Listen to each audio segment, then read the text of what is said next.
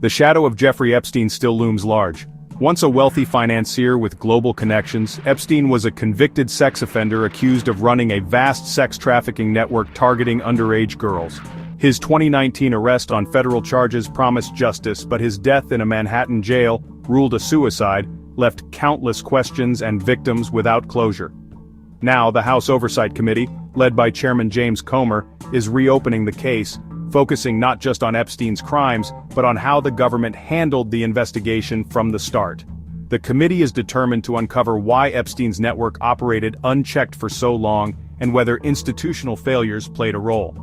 On August 31, 2025, Chairman Comer formally requested all suspicious activity reports (SARs) related to Epstein and his associate Ghislaine Maxwell from the Treasury Department. This marks a shift. Congress is now targeting the financial infrastructure that enabled Epstein's crimes. The committee's deadline for these records is September 15, 2025. This move follows the creation of a special task force to declassify federal secrets and the Department of Justice's recent release of some Epstein-related documents. By demanding financial records, the committee is using its full authority to piece together the true scope of Epstein's operation and the government's response. The goal ensures such a failure of justice never happens again. The investigation is expanding, with Congress seeking evidence from multiple agencies. The committee's actions signal a new era of accountability. For the victims and the public, this is a critical step toward long overdue answers. The story of Epstein is far from over. The search for truth has only just begun. Suspicious activity reports, or SRs, are alerts banks file with the Treasury when they spot transactions that seem unusual or potentially illegal. These reports help law enforcement track crimes like money laundering, terrorism financing, and in this case, the financial dealings of a sex trafficking ring. For investigators, SRs could reveal who funded Epstein, who he paid, and how money moved through his network.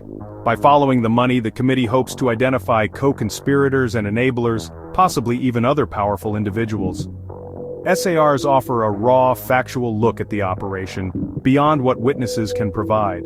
The committee wants to know if law enforcement missed red flags or ignored leads in Epstein's financial records. Ultimately, tracing the money could expose the entire network that protected Epstein for so long. Ghislaine Maxwell was more than Epstein's confidant. She was his chief accomplice, convicted in 2021 for recruiting and abusing young girls. Her financial activities are deeply intertwined with Epstein's, making her SRs just as crucial to the investigation. The committee is examining whether Maxwell managed shell companies or trusts to hide assets and pay for victims' silence.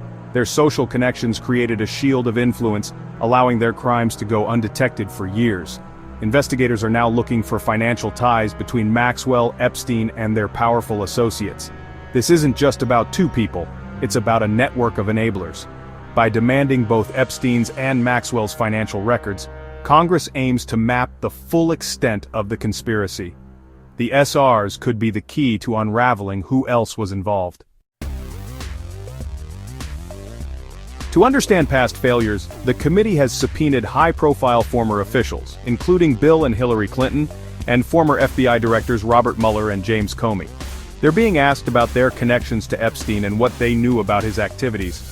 Former Attorneys General Loretta Lynch and Bill Barr are also on the list, with Barr already testifying about the Justice Department's actions during Epstein's final days. The committee wants answers about the controversial 2008 non-prosecution agreement and why federal investigations stalled for years. Testimony from these officials is crucial to piecing together the timeline and decisions that shaped the case. There have been setbacks. Mueller's subpoena may be withdrawn for health reasons, but the investigation presses on. The goal?